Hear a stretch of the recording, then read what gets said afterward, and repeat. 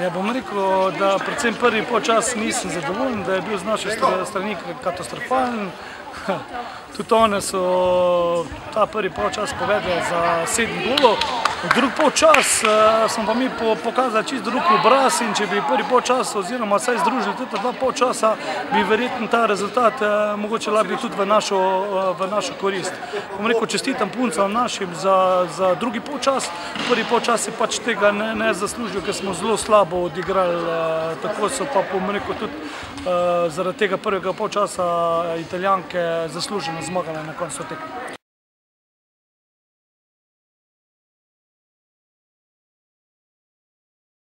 Glejte, nam manjka celo sezono razne igralke, nam manjkajo, pa bom rekel, stalno nekje igramo. Mi zdaj ne moramo, če nam manjkajo igralke, pa jokati stokrat, mi moramo pač tekmovanje oziroma ligo pripeljati do konca in to je tako v športu tistega, ki pač dobivajo priložnost druge igralke in to priložnost, bom rekel, lepo izkoriščajo.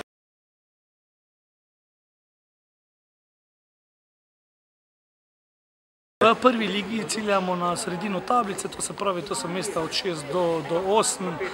Moram povedati, da imamo zelo mlado ekipo, perspektivno ekipo.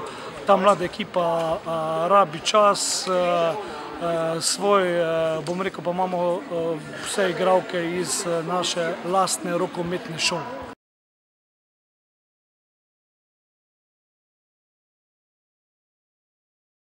Ja, moram pohvaliti naše trenerje, našo stroko za te zadeve.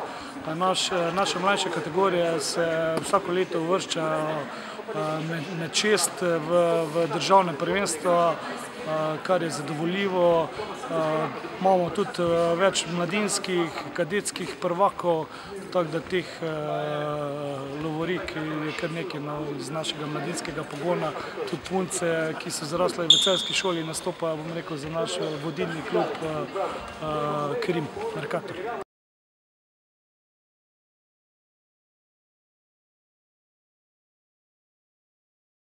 Bom rekel, da zaenkrat so naši apetiti pa delo planirani v teh ciljih, ki sem jih omenil, se pravi od 6. do 8. mesta. Ženski rokometni klub Celje je že igral v evropskih pokalih, bom rekel pa zaradi trenutne mogoče tudi situacije ekonomske, kakva je, si pač tega ne moremo privoščiti, ker mi smo amaterski klub, igralke so volonterke, prostovoljke oziroma imajo neke določene štipendije, nadomestilo kot za študij.